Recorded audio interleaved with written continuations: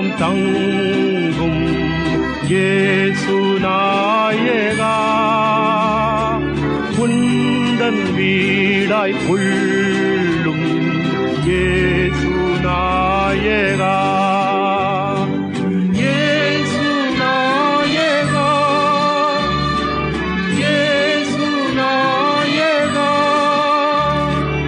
உந்தன் வீடாய் கொள்ளும் இயேசு நாயகா.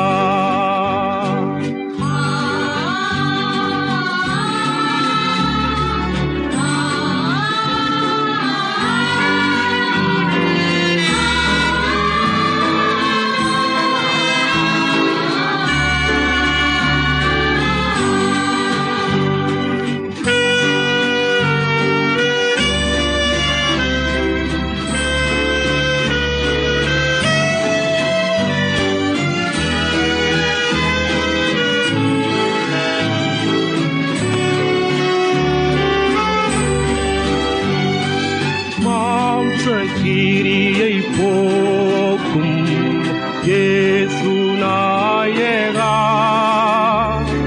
குழந்தை உள்ளம் ஆக்கும் இயேசு நாயகா, இயேசு நாயகா, இயேசு நாயகா, குழந்தை உள்ளம் இயேசு நாயகா.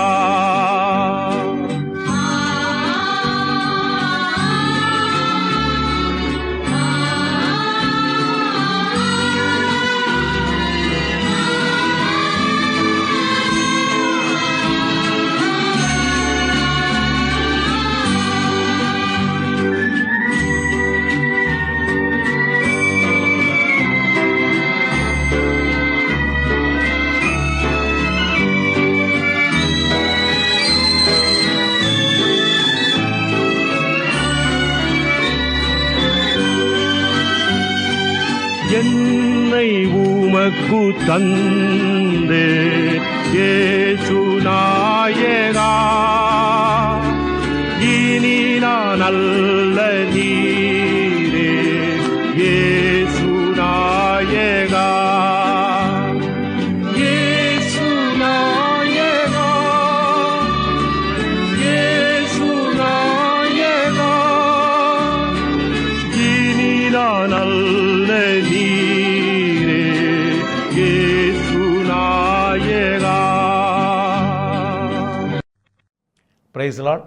கர்த்தருடைய மகா பரிசுத்த நாமத்திற்கு ஸ்தோத்திரமும் துதியும் கனமும் மகிமையும் என்றென்றைக்கும் உண்டாவதாக. அருள்நாதர் ஆண்டவர் இயேசு கிறிஸ்துவின் உயிர்த்தெழுந்த நாமத்தினாலே இந்த நல்ல நிகழ்வை பார்க்கிற தேவனுடைய பிள்ளைகளாக அனைவரையும் நிறைவான சந்தோஷத்தோடு கூட வாழ்த்தி இந்த நிகழ்வுக்கு வரவேற்கிறோம். பிதாவாகிய தேவனாலும் குமாரனாகிய இயேசு கிறிஸ்துவினாலும் உங்களுக்கு கிருபையும் சமாதானமும் பெருகுவதாக என்று சொல்லி உங்களை வாழ்த்துகிறோம். தேவன் தாமே உங்களையும் உங்களுடைய சந்ததிகளையும் அவருடைய வருகை பரியந்தம் கிருபையின் கரத்தின் நிழலில் மூடி மறைத்து பாதுகாத்து கொள்வாராக. பிரியமான தேவனுடைய பிள்ளைகளை, இந்த அருமையான நாளிலும் ஆண்டவரை எந்த வார்த்தையின் மூலமாக, எந்த ஆலோசனையின் மூலமாக தேவரீர் அன்பு பிள்ளைகளோடு கூட பேசுவதற்கு சித்தமாக இருக்கிறீர் என்று ஆண்டவருடைய சமூகத்தில் நான் கொஞ்சம் ஆண்டவருடைய இருதயத்தை ஆண்டவருக்கு நேராக திருப்பும்போது கர்த்தர் எனக்கு சொன்ன வார்த்தை விசேஷமாக ஆண்டவராக இயேசு கிறிஸ்துடைய அந்த பாடு மரணங்கள், அவருடைய உயிர்த்தெழுதல், கடந்த நாட்களில் நாம் அதை நம்முடைய வாழ்க்கையோடு கூட அந்த நாட்களை நாம் கடந்து வந்தோம், அதை நினைவு கூர்ந்தோம். அந்த நாட்களிலே தேவ ஆலயத்திற்கு சென்று ஆண்டவரை ஆராதித்தோம். தனிப்பட்ட முறையிலே கூட ஆண்டவரோடு கூட நடக்கத்தக்கதாக அநேக சில உபவாசங்கள், சில காரியங்களை ஒடுக்கி தேவனோடு கூட சஞ்சரிக்கக்கூடிய சில அனுபவங்களோடு கூட அநேகர் வாழ்ந்திருக்கிறார்கள். அநேகர் ஆண்டவரோடு இன்னும் அதிகமாக கிட்டி சேர்வதற்கு அந்த நாட்களை நல்ல முறையில் பயன்படுத்தி கொண்டார்கள். அதற்காக ஆண்டவருக்கு நன்றி செலுத்துகிறேன். அநேகரோடு பேசி கொண்டிருக்கும் போது நிறைய பேர் அப்படிப்பட்ட காரியங்களை சொன்னதை கேட்டு நிறைவான சந்தோஷம் அடைகிறேன். இன்னும் ஆண்டவரை கிட்ட நெருங்கி சேர்வதற்கு, இன்னும் ஆண்டவரோடு கூட ஐக்கியமாவதற்கு வாஞ்சியோடு கூட இருக்கிற தேவ பிள்ளைகளுக்காக நான் ஆண்டவருக்கு நன்றி செலுத்துகிறேன். பிரியமான ஆண்டவருடைய பிள்ளைகளே, அதன் அடிப்படையில் இந்த நாட்களெல்லாம் கடந்து வரும்போது ஆண்டவர்கிட்ட கேட்டேன், ஆண்டவரே இதை நாங்கள் எப்படி முழுமையாக நாங்கள் ஏற்றுக்கொள்ளட்டும் என்று சொல்லும்போது கர்த்தர் சொன்னார், நான் மறுபடியும் ஒரு சந்தர்ப்பத்தை கொடுக்கிற தேவன். ஒரு என்ன சொல்கிறதுன்னா, இன்னொரு ஆப்பர்ச்சுனிட்டி, அதர்வைஸ் இன்னொரு சான்ஸ், அதை கொடுக்கிற தேவன். எப்போவுமே ஒரு மனிதன் ஆண்டவரோடு கூட சஞ்சரிக்கிற நபராக இருக்கலாம். ஒருவேளை அவர்களுடைய வாழ்க்கையிலே கொஞ்சம் பின்மாற்றங்கள் அல்லது ஏதாவது ஒரு தடுமாற்றங்கள் காணப்படலாம். அதோடு கூட விட்டு விடுகிற தேவன் அல்ல. அவர்களை உணர்த்தி, தம்முடைய பரிசுத்தாவின் மூலம் உணர்த்தி, மறுபடியும் தம்மண்டை கிட்டி சேர்க்கத்தக்கதான சூழ்நிலை உருவாக்கி, தன்னண்டை வந்தவுடன் மறுபடியும் அவர்களை முன் இருந்ததைப் போலவே அன்போடு கூட ஏற்றுக்கொள்கிற மனப்பக்குவம் உள்ள தேவன் என்பதை நீ சொல்ல வேண்டும் என்று சொல்லி ஆண்டவர் இந்த உள்ளத்தில் ஏவினார். அவர் எப்போவுமே மறுபடியும் நம்மை சேர்த்துக்கொள்கிறவர். பிரியமான ஆண்டவருடைய பிள்ளைகளே, அதற்காக ஆண்டவர் கொடுத்த வேத வசனம் எரேமியா தீர்க்கதரிசியின் புஸ்தகம் 31வது அதிகாரத்தில் 4வது வார்த்தை விதமாக சொல்கிறது, இஸ்ரவேலின் கன்னிகையே, நீ மறுபடியும் உன்னை கட்டுவிப்பேன், நீ கட்டப்படுவாய், நீ மறுபடியும் மேள வாத்தியத்தோடு ஆடல் பாடல் செய்கிறவர்களின் களிப்புள்ள கூட்டத்தோடு புறப்படுவாய் என்று சொல்லி ஆண்டவர் சொல்லக்கூடிய ஒரு காரியத்தை பார்க்கிறோம். இந்த அருமையான வார்த்தையானது எரேமியா என்கிற தீர்க்கதரிசி அருமையாக இந்த இஸ்ரவேல் ஜனங்கள் அனைவரும் பாபிலோனுக்கு சிறைப்பட்டு போன பிறகு அவர் எருசலேமிலே தேவனுடைய தீர்க்கதரிசியாக வாழ்ந்து கொண்டிருந்தவர். அப்போ அவர் மூலமாக ஆண்டவர் நிறைய ஜனங்களுக்கு ஆறுதலும் கண்டிப்பும் எச்சரிப்பும் நிறைய காரியங்களை கர்த்தர் ஜனங்களுக்கு இவர் மூலமாய் பேசினார். இவருடைய வாழ்க்கை நமக்கு நல்லா தெரியும். சிறைவேலர்களும் ராஜாக்களும் இவர்களை வெறுத்தார்கள். அங்கே இருந்த கள்ள தீர்க்கதரிசிகள் இவரை வெறுத்தார்கள், இவர்கள் அடித்தார்கள். இவருக்கு பெயரே வீப்பிங் ப்ராஃபட் என்று சொல்லி, கண்ணீரின் தீர்க்கதரிசி. ஸோ அவரை துன்பப்படுத்தலாம். ஆனால் நேபுகாத் நேச்சாருடைய போர் படை தளபதி வரும்போது நான் உன்னை பத்திரமாய் பார்த்துக்கொள்வேன் என்று சொல்லி அவருக்கு சொல்கிறார். அப்படிப்பட்ட ஒரு தேவனுடைய ஒரு நல்ல உண்மையும் உத்தமமான இந்த தீர்க்கதரிசி மூலமாக பேசும்போது ஆண்டவர் அந்த இஸ்ரவேல் ஜனத்திற்கு ஒரு நல்ல வார்த்தை கொடுக்கிறார். நான் உன்னை மறுபடியும், ஆண்டவர் சொல்கிறார், மறுபடியும் உன்னை கட்டுவிப்பேன், நீ கட்டப்படுவாய் என்று சொல்லி சொல்கிறார். அது எப்படி கட்டப்படுவாய்? அடுத்த வார்த்தை, நீ மேள வாத்தியத்தோடு ஆடல் பாடல் செய்யுங்கிற ஒரு களிப்புள்ள கூட்டத்தோடு புறப்படுவாய். அப்படின்னா நீ ரொம்ப சந்தோஷத்தோடு கூட மறுபடியுமாக ஒரு சூழ்நிலை உனக்கு உருவாகும், நீ மகிழ்ச்சியாக இருக்கக்கூடிய ஒரு சூழ்நிலை உனக்கு உருவாகும். நீ என்றைக்குமே இந்த சிறைச்சாலையில் இருப்பதில்லை, இந்த சிறை இருப்பிலே இருப்பதில்லை, என்றைக்கும் பாபிலோன் இடத்துல நீ அடிமையாக இருப்பதில்லை, உனக்கென்று ஒரு விடுதலை உண்டு என்பதை ஆண்டவர் அவர்களுக்கு சொல்கிறார். பிரியமான ஆண்டவருடைய பிள்ளைகளே, இது யாருக்கு என்று சொன்னால், இதைத்தான் ஆண்டவராகிய இயேசு கிறிஸ்துவுடைய வருகை குறித்து அவர் சொல்லியிருக்கிறார்.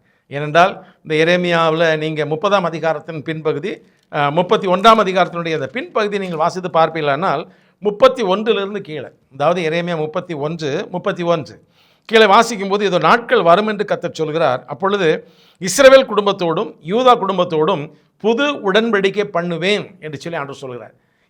இதை குறித்து நீங்கள் வாசித்து பார்க்க வேண்டுமானால் லூக்கா சுவிசேஷம் 22ஆம் அதிகாரம் 20வது வசனத்தை வாசிக்கும் போது ஆண்டவர் தம்முடைய கடைசி ராப்போஜனத்தில் அவருடைய இரத்தத்தின் இருக்கக்கூடிய திராட்சரச அந்த பாத்திரத்தை எடுத்து கையில் கொடுத்து, இது உங்களுக்காக சிந்தப்படுகிற புதிய உடன்படிக்கையுடைய ரத்தம் என்று இயேசு அங்கே இந்த தீர்க்க தரிசனத்தை நிறைவேறுதலை கர்த்தர் அங்கே சொல்வதை பார்க்க முடியும். இதை குறித்து நீங்கள் இன்னும் தெளிவாய் பார்க்க வேண்டுமானால் எபிரேயர் நிருபத்தில் 8ஆம் அதிகாரம் 8லிருந்து 11 முடிய உள்ள வேத வசனங்கள், அதை நீங்கள் வாசித்து பார்க்கும்போது அங்கே இதை எபிரேயருக்கு ஆக்கியோன் இது இயேசு கிறிஸ்து இஸ்ரவேல் ஜனங்களுக்கு கொடுக்கக்கூடிய அந்த மறுவாழ்வு என்கிற அந்த தலைப்பின் அடிப்படையில் அவர்கள் அதை விளக்கம் சொல்வதை பார்க்க முடியும். இது எப்படி பிரியமான ஆண்டவருடைய பிள்ளைகளே, இந்த பூமியிலும் நாம் ஆண்டவருக்கு பிரியமாய் நடக்கும்போது, நாம் செய்த தவறுகளை அவரிடத்தில் அறிக்கையிடும்போது தேவன் நம்மை மறுபடியும் சேர்த்துக்கொண்டு மறுவாழ்வு தருகிறார். அது மாத்திரமல்ல, இந்த பூமியில் நம்முடைய ஓட்டங்களை முடிந்து கண்களை மூடின பிறகும் கூட நமக்கென்று இன்னும் உன்னதமான ஒரு களிப்புள்ள சந்தோஷத்தோடு உள்ள தேசத்தில் உள்ள ஒரு மறுவாழ்வை தேவன் நமக்காக வைத்திருக்கிறார். இந்த பூமியிலும் தேவனோடு கூட வாழ்வதற்குரிய ஒரு நல்ல ஆசீர்வதிக்கப்பட்ட வாழ்வும் மறு தேசத்திலும் நாம் அவரோடு வாழக்கூடிய வாழ்க்கையுமாக தேவன் நமக்கு எப்போதும் உதவி செய்கிறவர் இருக்கிறார் என்பதை இந்த அருமையான ரகசியத்தை தேவன் இங்கே வெளிப்படுத்தி இருக்கிறதை பார்க்கிறோம் இல்லையா? ஏன் அப்படி செய்ய போகிறாராம்? அந்த 3வது வசனத்தை வாசிக்கும்போது அந்த எரேமியா 32:3 ஆண்டவர் சொல்கிறார், பூர்வ காலம் முதல் எனக்கு தரிசனையானாய் என்பாய், ஆம் அநாதி சிநேகத்தால் நீ சிநேகித்தேன், ஆதலால் காருண்யத்தால் உன்னை இழுத்துக் கொள்கிறேன் என்று சொல்கிறார். காருண்யத்தால் உன்னை இழுப்பேன் என்று சொல்லவில்லை, இழுத்துக்கொள்கிறேன். அதாவது உன்னோட பர்மிஷன் வாங்கணும்னு அவசியம் இல்லை. உன்னை தூரத்தில் இருக்கிற உன்னை என் அருகிலே இழுத்துக் கொள்வதற்கு நான் அதிகாரம் உண்டு, ஆக உன்னை நான் இழுத்துக் கொள்கிறேன் என்று ஆண்டவர் சொல்லக்கூடிய ஒரு அருமையான உறவின் ஒரு உன்னதத்தை நாங்கள் பார்க்கிறோம். எவ்வளோ பெரிய சந்தோஷம் பார்த்தீங்களா? அநாதி சிநேகம். அநாதி சிநேகம் என்று சொல்லும்போது நாம் ஏற்கனவே வாசிக்கிறோம். எபேசியர்கள் நிருபத்தில் 1ஆம் அதிகாரத்தை திருப்பி எபேசியர் 1ஆம் அதிகாரத்திலே நாம் திருப்பி வாசித்து பார்க்கும்போது 4வது வசனத்தில், தமக்கு முன்பாக நாம் அன்பில் பரிசுத்தம் உள்ளவர்களும் குற்றமில்லாதவர்களுமாய் இருப்பதற்கு அவர் உலக தோற்றத்திற்கு முன்னே கிறிஸ்துவுக்குள் நம்மை தெரிந்து கொண்டபடியே என்று ஒரு ரகசியத்தை பவுல் நமக்கு வெளிப்படுத்தி காண்பிக்கிறார். பவுல் அடிக்கடி சொல்வார், நான் ரகசியத்தை வெளிப்படுத்தும் உட்கரான ஊழியத்தை பெற்றவன். பழைய ஏற்பாட்டில் இருக்கக்கூடிய வேத வசனங்களுடைய ஆழத்தை, ரகசியத்தை வெளிப்படுத்தக்கூடிய உக்ரானத்துவம் நிறைந்த ஒரு ஊழியக்காரர் அவர். நிறைய ரகசியங்கள் வெளிப்படுத்தி தந்திருப்பார். அப்போ அவர் சொல்றாரு, உலக தோற்றத்துக்கு முன்பதாகவே கிறிஸ்துவுக்குள் நம்மை முன்குறித்தார். இதுதான் அநாதி சிநேகம். உலக தோற்றத்திற்கு முன்பதாகவே நான் உன்னை முன்குறித்திருந்தேன். அந்த முன்குறித்தல் உனக்கு இருந்தபடியினால தான் நான் உன்னை இழுத்து கொண்டேன். இழுத்து கொண்டபடியினால இப்போது நீ இருக்கக்கூடிய அந்த தாழ்ச்சியின் வாழ்க்கையில் நீ நிரந்தரமாக இருக்க போவதில்லை. உன் மறுபடியும் நான் கட்டுவித்து சந்தோஷமான ஒரு வாழ்க்கை கொடுப்பேன் என்று ஆண்டவர் உறுதி தருகிறார். என்னை கேட்டுக்கொண்டிருக்கிற அருமையான தேவனுடைய பிள்ளைகளே, இந்த நல்ல மாலை வேளையிலே உங்களுடைய வாழ்க்கையிலே தேவன் உங்களை அநாதி சிநேகத்தால், அதாவது உலக தோற்றத்திற்கு முன்பதாக முன்குறித்திருந்தபடியினால உங்களுடைய எல்லா வீழ்ச்சிகளையும் அவர் பார்த்திருந்தாலும் நீங்கள் அவர் சமூகத்தில் மறுபடியும், ஆண்டவரே இந்த நிலைமைகளை நான் வீழ்ந்திருக்கிறேன், நான் மறுபடியும் உம்மிடத்தில் வர வாஞ்சிக்கிறேன், என்னை ஏற்றுக்கொள்வீரா என்று நீங்கள் வரும்போது அவர் மறுபடியும் உங்களை கட்டுவிக்க தேவன் வல்லவராக இருக்கிறார். வேதபுஸ்தகம் முழுவதும் தேவனுடைய பரிசுத்தவான்களை வாசித்து பார்க்கும்போது பெரும்பான்மையானவர்கள் தேவ சமூகத்தில் தேவனுடைய அழைப்பை விட்டு விலகி மறுபடியும் அவருடைய வந்தவர்களாகத்தான் இருக்கிறார்கள். பிரியமான ஆண்டவருடைய பிள்ளைகளே, ஆகவே இந்த மாலை வேளையிலே கர்த்தர் உங்களை அன்போடு கூட அழைக்கிறார். நீ ஒருவேளை தூரமாக இருந்தாலும் கூட உன்னை மறுபடியும் கட்டுவிப்பதற்காக நான் அன்போடு கூட என் கரத்தை நீட்டுகிறேன், நீ வா என்று சொல்லி அழைக்கிற தேவனாக இருக்கிறார். விசேஷமாக நிறைய காரியங்களை வேதத்தில் சொல்லலாம். எனக்கு பிடித்த சில ஒரு 2-3 காரியங்கள், எல்லாமே பிடிக்கும், ஆனாலும் நமக்கு புரிந்து கொள்ளத்தக்கதான சில காரியங்களை சொல்ல நான் ஆசைப்படுகிறேன். எல்லாருக்கும் தெரியும், யோவான் சுவிசேஷம் 8ஆம் அதிகாரம். யோவான் நற்செய்தியில் 8ஆம் அதிகாரத்தில் ஒரு நல்ல ஒரு அனுபவம், அதை அதிகமாக விளக்கி சொல்ல வேண்டும். நான் இப்போ சுருக்கமாக சொல்கிறேன். அதில் நான் வாசித்து பார்க்கும்போது 3வது வசனத்தில், அப்பொழுது ஒரு குறிப்பிட்ட பயங்கரமான ஒரு பாவத்தை சொல்லி அந்த பாவத்தில் பிடிக்கப்பட்ட ஒரு ஸ்திரீயை வேதபாரகர் பரிசேயரும் அவரிடத்தில் கொண்டு வந்து அவர்கள் நடுவிலே நிறுத்தி.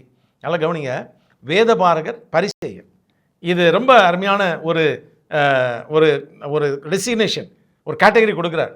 அவர் கிட்ட கொண்டு வரவங்க யார்?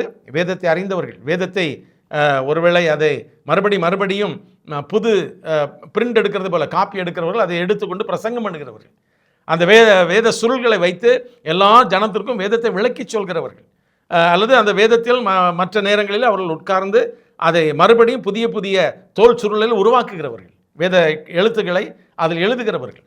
அவர்கள் வந்து ஆண்டவர்கிட்ட வந்து சொல்கிறாங்க, ஆண்டவரே நாங்கள் வேத பாரகர்கள், நாங்கள் பரிசேயர்கள், பரிசேயத்துவத்தோடு வாழ்கிறவர்கள், பரிசுத்தமானவர்கள், நாங்கள் தோரா என்று சொல்லக்கூடிய உம்முடைய சட்டத்திட்டங்களை, தேவ சட்டத்திட்டங்களை நாங்கள் எழுதுகிறவர்கள், அதன்படி நடக்கிறவர்கள்.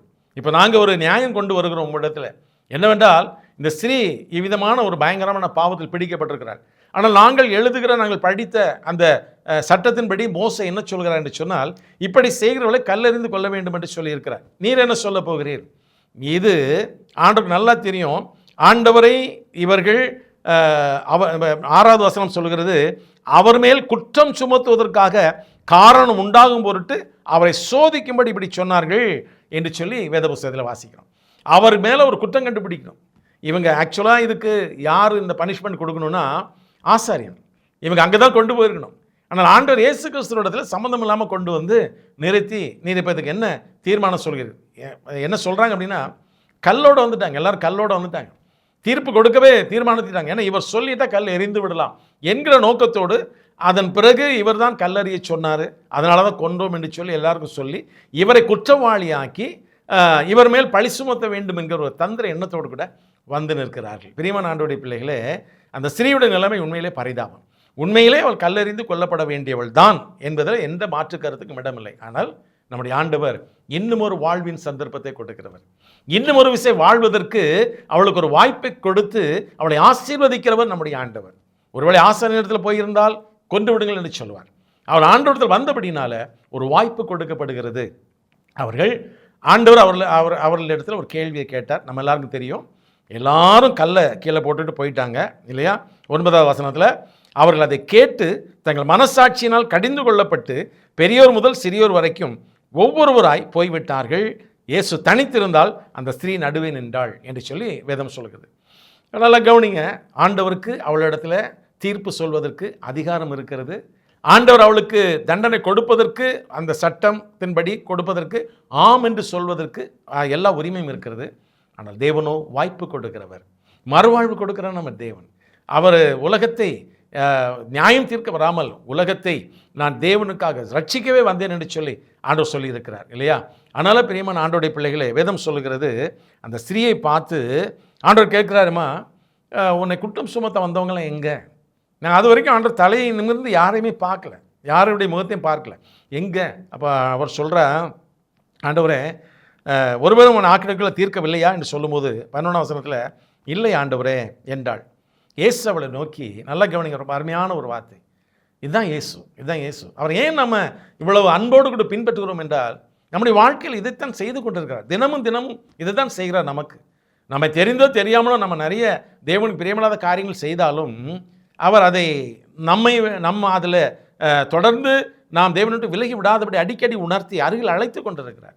ஆகவே இந்த அருமையான ஸ்திரீயை பார்த்து சொல்கிறார், நானும் உன்னை ஆக்கினைக்குள்ள தீர்ப்பதில்லை, நீ போ, இனி பாவம் செய்யாதே. நீ ஏற்கனவே செய்தது பாவம், அதன்படி நீ தண்டிக்கப்பட்டிருக்க வேண்டும். ஆனால் நானோ உனக்கு மறுவாழ்வு கொடுக்க வந்த தேவன். ஆகவே நீ போ, இனி பாவம் செய்யாதே. எவ்வளோ அருமையான ஒரு வார்த்தை, எவ்வளோ அருமையான ஒரு உள்ளம் நம்முடைய ஆண்டவருக்கு, எவ்வளோ அருமையான வாய்ப்பை கொடுக்கிற ஒரு தேவன். மனிதனை தேவன் நன்றாக அறிந்திருக்கிறார். மனிதன் தடுமாறுகிறவன், அவனுடைய சங்கீதகன் சொன்னதை போல என் கால்கள் சறுக்கிறது என்று சொல்லும்போது கர்த்தருடைய கிருபைகள் என்னை தாங்குகிறது இல்லையா? வேதத்தில் வாசித்து பார்க்கும்போது நாம் சறுக்குகிறவர்கள் தான். ஆனால் தேவன் வாய்ப்பை கொடுக்கிறார். உங்களுடைய வாழ்க்கையில் ஏதாவது ஒரு காரியத்தில் இன்றைக்கு ஒரு சறுக்கல், ஒரு பின்மாற்றம், ஒரு தோல்வி, ஒரு இழப்பு நீங்கள் அப்படி இருப்பீர்கள். ஆனால் இந்த மாலை வேளையில் கர்த்தர் உங்களோடு கூட பேச விரும்புகிறார். நான் உன்னை மறுபடியும் உன்னை கட்டுவிக்க, மறுபடியும் உன்னை தூக்கிவிட, மறுபடியும் உனக்கு ஒரு சந்தோஷத்தை கொடுக்க இந்த மாலை வேளையில் உன்னை அழைத்து கொண்டிருக்கிறேன். மகனே மகளே, நீ என்னண்டை வருவாயா என்று தேவன் அன்போடு கூட அழைக்கிறார். பிரியமான ஆண்டோடைய பிள்ளைகளே, ஒரு நாளும் அதோடு கூட விட்டு விடுகிற தேவன் அல்ல. நீங்கள் எல்லாருக்கும் தெரியும், நல்ல அருமையான சிம்சோனுடைய வாழ்க்கை நம்ம எல்லாருக்கும் தெரியும். நியாயாதிபதிகளின் புஸ்தகத்தை திருப்பி அதில் இருக்கிறதான 16ஆம் அதிகாரத்துக்குள் வருகிறோம். அதில் 16ஆம் அதிகாரத்தில் வந்து சிம்சோனுடைய எல்லா காரியங்களும் நமக்கு தெரியும். அவர் தேவனுக்கு விரோதமாக நசரே விரோதத்தில் அவர் விழுந்து போனவராக, தேவனுடைய அழைப்பை அவர் நிர்விசாரம் செய்தவராக, இறுதியாக தேவனால் கைவிடப்பட்டவராக, பரிசுத்த ஆவியானவர் அவர் மேல் இறங்குவதற்கு முடியாத அளவிற்கு ஒருவேளை அவருடைய வாழ்க்கை சரீரங்கள் கெட்டு போனபடியினால தேவன் அவரை விட்டு விலகுகிறார். ஆனால் மறுபடியும் அவருடைய கண்களை எல்லாம் அவர்கள் பிடுங்கி அவர் ஒரு வேடிக்கை பொருளாக்கி அந்த ஜனம் அவரை வைத்து கொண்டு ஒரு வேடிக்கை காட்ட, நம்முடைய தெய்வம், அதாவது இத்தனை நாட்கள் இவனுக்கு ஒரு தெய்வம் இருந்தது, காப்பாற்றினதை போல் இருந்தது. ஆனால் இவனுடைய தெய்வத்தை விட நம்முடைய தெய்வம் தான் பெரிது, தாகோன் தான் பெரிது என்று மற்றவர்களுக்கு சொல்ல வேண்டும் என்பதற்காக அவனுடைய கண்களை பிடுங்கி அவனை ஒரு யந்திரம் அரைக்கும் ஒரு அறைக்கு கொண்டு போய் கிட்டத்தட்ட 3000 எதிரிகளாகிய பெலிஸ்தரும் அவருடைய பிரபுக்களுடைய குடும்பங்கள், அந்த அவருடைய உயர் அதிகாரிகள், அவருடைய அங்கே இருக்கிற பெரிய விஐபிக்கள் எல்லாரும் ஒரு 3000 பேர் அந்த ஒரு பெரிய வீட்டிற்குள் வந்து இவனை வேடிக்கை பார்க்கவும், தங்கள் தேவன்தான் இவனை எங்கள் கையில் ஒப்பு கொடுத்தார், ஆகவே இவனுடைய தெய்வத்தை விட எங்கள் தெய்வம் பெரிய தெய்வம் என்று சொல்லி அவர்கள் தங்கள் தெய்வத்தை புகழவுமாக இவ்விதமான ஒரு சூழ்நிலை உருவாக்குகிறார்கள். அந்த நேரத்தில் சிம்சோன் மனம் நொடிந்து போகிறார். அவர் சொல்கிறார், அந்த நியாயாதிபதி 16ஆம் அதிகாரத்தில் 28ஆம் வசனத்தில், அப்பொழுது சிம்சோன் கர்த்தரை நோக்கி கூப்பிட்டு, கர்த்தராகிய ஆண்டவரே, நான் என் 2 கண்களுக்காக ஒரே தீர்வையாக பெலிஸ்தர் கையிலே பழி வாங்கும்படிக்கு நீர் இந்த ஒரு விசை மாத்திரம் என்று நினைத்தருளும், தேவனே என்னை பலப்படுத்தும் என்று சொன்னார். இந்த ஒரு விசை வாய்ப்பை கொடுத்தும் ஆண்டவரே, நான் என் வாழ்நாள் முழுவதும் எவ்வளவோ வாய்ப்பு கொடுத்தீர், எத்தனையோ விசை என்னை கட்டின கயிறுகளெல்லாம் அந்து போகும்படியே பரிசுத்தன் உதவி செய்தீர். ஆனாலும் நான் கீழ்ப்படியவில்லை. நான் செய்தது பாவம், நான் செய்தது தவறு, உடைய மனதை துன்பப்படுத்தி விட்டேன். இப்போது பரிதாபமாய் நிற்கிறேன். தேவனே, நீர் ஜீவன் உள்ள தேவன், இவர்களுடைய தெய்வத்தை விட நீர் பெரியவர். ஆகவே எனக்கு ஒரு விசை ஒரு சந்தர்ப்பத்தை தாரும், ஒரு விஷயம் நினைத்தருள். அந்த வார்த்தையை நான் வாசிக்கும் போது பாருங்கள், அவர் சொல்கிறார், நான் 2 கண்களுக்கு ஒரே தீர்வையாய் பெலிஸ்தர் கையில் பழி வாங்கும்படிக்கு இந்த ஒரு விஷயம் மாத்திரம் என்னை நினைத்தருளும். ஒரே ஒரு விஷயம் என்னை நினைத்தருளும் ஆண்டவரே. அது மாத்திரமல்ல, தேவனே என்னை பலப்படுத்தும் என்றான். தேவன் என்னை பலப்படுத்தும். எனக்கு நான் நீர் என்னிடத்திலிருந்து பரிசுத்தம் விலகுவதற்கு முன்பதாக என்னை பலப்படுத்தினீர்களவா, அந்த பலனை ஒரு விஷயம் எனக்கு தாரும் ஆண்டவரே. ஒரே ஒரு விஷயம் எனக்கு ஒரு வாய்ப்பை கொடுக்கும் ஆண்டவரே. தேவன் மனம் இறங்கினார். தேவன் மனம் இறங்கினார். பிரியமான ஆண்டவருடைய பிள்ளைகளே, அதுக்கு நல்ல வாய்ப்பை கொடுத்தார். அருமையான சிம்சோன் அந்த 2 தூண்களுக்கு அருகில் நிற்கத்தக்கதாக அந்த முழு அந்த கட்டிடத்தையும் தாங்கி நிற்கக்கூடிய 2 தூண்கள் இருந்திருக்கிறது. அதற்குள்ளாக அனைவரும் உட்கார்ந்து கரகோஷத்தோடு உட்கார்ந்துருக்கும் போது தேவன் அவர் மீது வல்லமையாக இறங்கினார். வாய்ப்பை கொடுத்தார். தேவன் வாய்ப்பை கொடுத்தார். அவர் எதற்காக அழைத்தாரோ அந்த அழைப்பை நிறைவேற்றக்கூடிய ஒரு வாய்ப்பை கொடுத்தார் கர்த்தர். தூண்களை, பெலிஸ்தர் இருக்கிற இடத்தில் உள்ள தூண்களை சிம்சோன் அசைக்க அத்தனை ஜனங்கள் மடிந்து போனார்கள். வேதம் சொல்கிறது, 30வது வசனத்தின் பின்பகுதி சொல்கிறது, அவன் உயிரோடு இருந்த கையில் அவனால் கொல்லப்பட்டவர்களை பார்க்கிலும் அவன் சாகும்போது அவனால் கொல்லப்பட்டவர்கள் அதிகமாக இருந்தார்கள். 3000 பேருக்கு அதிகமான ஜனங்களை அவன் சாகடிக்கத்தக்கதாக, எதிரிகளை சாகடிக்கத்தக்கதாக தேவன் ஒரு பலப்படுகிறார். காரணம் என்ன தெரியுமா? தேவன் வாய்ப்பை கொடுத்தார். அவர் கெஞ்சினார், தேவன் வாய்ப்பை கொடுத்தார். உங்களுடைய வாழ்க்கையில் எதை இழந்திருக்கிறீர்கள்? உங்களுடைய வாழ்க்கையில் ஒருவேளை உங்களுடைய பொருளாதாரத்தில், உங்களுடைய தொழில்களிலே, உங்களுடைய குடும்பத்தில் ஏதாவது காரியங்கள், சொத்துகள், சுகங்கள், பொருளாதாரங்கள் எல்லாவற்றையும் இழந்து நிற்கிறீர்களா? ஒருவேளை யாராவது அநியாயமாய் உங்களுக்கு வர வேண்டிய வீடுகள், சொத்துகள், நிலங்களை அபகரித்து கொண்டு அந்த ஜனங்கள் உங்களிடத்தில் இனி அது வராதபடிக்கு பயங்கரமான முரட்டாட்டம் பண்ணி உங்களை மேற்கொள்ளத்தக்கதான சூழ்நிலையிலே நீங்கள் எல்லாவற்றையும் இழந்து பரிதாபமாக நிற்கிறீர்களா? ஆனால் தேவன் சொல்கிறார், நான் இன்னும் ஒரு விஷயம் உனக்கு சந்தர்ப்பத்தை கொடுப்பேன். நான் இன்னும் சந்தர்ப்பத்தை கொடுக்க நான் காத்திருக்கிறேன். உனக்காக யுத்தம் பண்ண, உனக்காக அந்த ஜனங்களோடு வழக்காட, உனக்காக யாவை செய்து முடிக்க, உனக்கு இன்னொரு சந்தர்ப்பத்தை கொடுக்க நான் ஆயத்தமாக இருக்கிறேன். நீ என்னிடத்தில் வருவாயா என்று கர்த்தர் கேட்கிறேன். என்னிடத்தில் வருவாய் என்று கேட்கிறார். காரணம் என்ன தெரியுமா? அனாதி சிநேகத்தால் நம்மை சிநேகித்தவர், உலக தோற்றத்தின் முன்பதாகவே நம்மை சிநேகித்தவர். பிரியமான தேவனுடைய பிள்ளைகளே, இந்த மாலை வேளையிலே கர்த்தர் உங்களோடு பேசுகிற, மகனே, இப்போது இருக்கிறதை போல என்றும் தாழ்வில் இருப்பாய் என்று நினைக்காதே. உன்னை உயர்த்தும்படியாக சந்தர்ப்பத்தை கொடுக்கிற உன் தகப்பனாகிய நான் இருக்கிறேன். நீ பலன் கொண்டு திடமானதாக இருந்து சொல்லி கர்த்தர் அழைக்கிறார். வேதம் முழுவதும் அப்படித்தான் பார்க்கிறோம். இன்னும் ஒரே ஒரு மனிதனை பார்த்து நாம் ஜெபிக்கலாம்.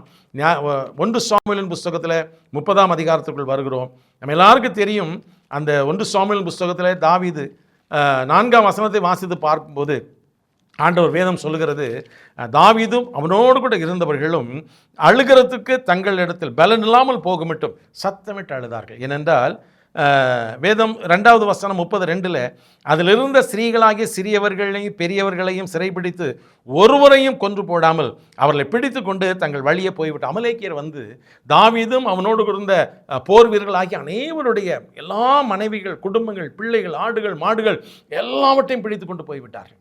இவர்களோடு பெரிய படையாக அமலேக்கியர் இருந்திருக்கிறார்கள். அந்த நேரத்தில் தாவீது சத்தமிட்டு அழுதிருக்கிறார், தனித்து விடப்பட்டிருக்கிறார். ஆனால் வேதம் சொல்கிறது பாருங்கள், வேதத்தில் வாசித்து பார்க்கும்போது 6வது வசனத்தில் தாவீது மிகவும் நெருக்கப்பட்டான். சகல ஜனங்களின் தன் குமாரத்தின் நிமித்தம் மன கிளேசம் ஆனதினால் அவனை கல்லெறிய வேண்டும் என்று சொல்லிக் கொண்டார்கள். தாவீது தன் தேவனை கர்த்தருக்குள் தன்னை திடப்படுத்தி கொண்டான். தாவீது தேவனை கர்த்தருக்குள், David found strength in his God என்று வேதம் சொல்கிறது. கர்த்தருக்குள் பலனை அடைந்தார். விசாரிக்கிறார் 8வது வசனத்தில், நான் போய் அந்த தண்டை பின்தொடரலாமா, பின்பற்றி நான் அதையெல்லாம் திரும்ப பெற்றுக்கொள்வேன் என்று கேட்கும்போது, நீ போ, அதை திரும்ப பெற்றுக்கொள்வா என்று சொன்னார். அதே போலவே 19வது வசனத்தில் வாசித்து பார்க்கும்போது, அவர்கள் கொள்ளையாடி கொண்டு போன எல்லாவற்றிலும் சிறியதாகிலும் பெரிதிலும் குமார்த்திகளிலும் ஒன்றும் குறைவுபடாமல் எல்லாவற்றையும் தாவீது திருப்ப எடுத்துக்கொண்டார். ஒன்றும் குறைவுபடாமல் எல்லாவற்றையும் திரும்ப பெற்றுக்கொண்டார் தாவீது. தேவன் வாய்ப்பை கொடுக்கிறார். இன்றைக்கு நீங்களும் எல்லாவற்றையும் இழந்து நிற்கிறீர்களா? அநியாயமாக இழக்கக்கூடிய சூழ்நிலை உருவாகி, ஒருவேளை வேலை இல்லாமல், ஒருவேளை அதற்கு வருமானங்கள் இல்லாமல் நீங்கள் அநியாயமாக தண்டிக்கப்பட்டிருக்கிறீர்களா? நீ இழந்து போன எல்லாவற்றையும் திரும்ப கொடுக்கிற தேவன், திரும்ப வாய்ப்பு கொடுக்கிற தேவன். அதைத்தான் ஆண்டவர் சொல்கிறார், மறுபடியும் கட்டப்படுவாய், மறுபடியும் கட்டப்படுவாய். இந்த மாலை வேளையில் இந்த அன்பின் வார்த்தைக்காக கர்த்தருக்கு நன்றி செலுத்தி, தகப்பனே உம்முடைய சமூகத்துக்கு வருகிறேன், எல்லாவற்றையும் இழந்து நிற்கிறேன், எல்லாவற்றையும் எல்லாரையும் விட பரிதாபம் நிற்கிறேன் ஆண்டவரே. ஒரு காலத்தில் உயர்ந்திருந்தேன், ஒரு காலத்தில் வாழ்ந்திருந்தேன், இப்போது எல்லாவற்றையும் இழந்து, ஒருவேளை என்னுடைய தவறாக இருக்கலாம், மன்னித்தரலும், என்னுடைய பாவங்களை மன்னித்தரலும், மறுபடியும் ஒரு வாய்ப்பை தருவீரானால், சிம்சோன் இந்த ஒரு விஷயம் நினைத்தலும் கேட்டபோது வாய்ப்பை கொடுத்தீரே, இந்த ஸ்திரீ பரிதாபம் நிற்கும் போது போ இனி பாவம் செய்யாத வாய்ப்பை கொடுத்தீரே, தாவீதுக்கு ஒரு வாய்ப்பை கொடுத்தீரே, எனக்கு ஒரு வாய்ப்பை தாரும் ஆண்டவர் என்று கேட்பீர்களானால் தேவன் இன்றைக்கு மறுபடியும் உங்களை கட்டி எழுப்ப வல்லவராக இருக்கார். அற்புதம் நடக்கும் உங்களுடைய வாழ்க்கையில்.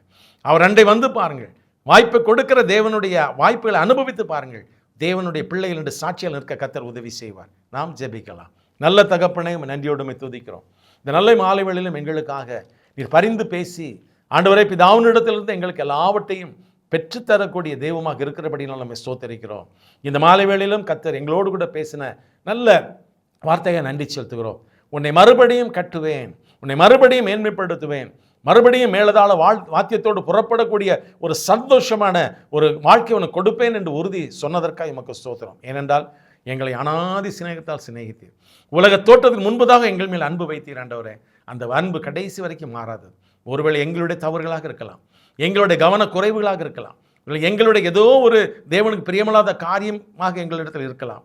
இழந்து நிற்கிற பிள்ளைகள் இந்த மாலை வேளையில் உணர்ந்து தேவனே ஒரு விஷயம் மறுபடியும் எனக்கு ஒரு சந்தர்ப்பத்தை தாரும் என்று யார் யார் கேட்கிறார்களோ எல்லாருடைய வாழ்க்கையிலும், எல்லாருடைய குடும்பத்திலும், எல்லாருடைய தனிப்பட்ட வாழ்க்கையில், குடும்ப வாழ்க்கையில், பிள்ளைகளுடைய வாழ்க்கையில், தொழில்கள், வியாபாரங்கள், ஆண்டவரை சரீர ஆரோக்கியங்கள் எல்லாவற்றிலும் நீர் இன்னொரு விஷய சந்தர்ப்பத்தை கொடுப்பீராக, இன்னொரு விஷய மகிழ்ச்சியாக இருக்கும்படியான சந்தர்ப்பத்தை கொடுப்பீராக. நீர் அப்படிப்பட்ட தேவன் என்பதை இந்த செய்தியை கேட்க பிள்ளைகள் வாழ்க்கையில் நிறைவேற்றும்படியாக ஜெபிக்கிறேன் ஆண்டவரை. நீர் ஒருவரை அதை செய்ய வல்லவர். வாய்ப்பை தாரும், தாழ்த்தி கேட்கிறோம், இன்னொரு வாய்ப்பை தாரும். தகப்பனே மனம் இறங்கும், இன்னொரு வாய்ப்பை தாரும். என் ஜனத்திற்கு இன்னொரு சந்தோஷமான சூழலை உருவாக்கி தாரும் தகப்பனே என்று என்னை தாழ்த்தி கேட்கிறேன் அப்பா.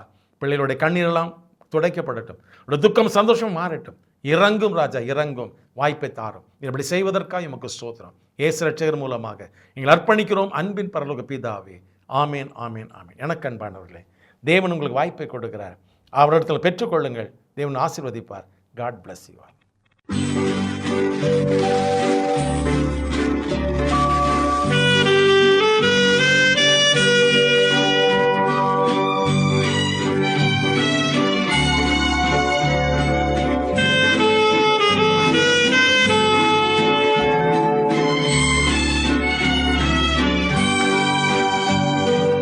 எந்தன் உள்ளம் தங்கும் இயேசு நாயகா, உந்தன் வீடாய் கொள்ளும் இயேசு நாயகா, இயேசு நாயகா,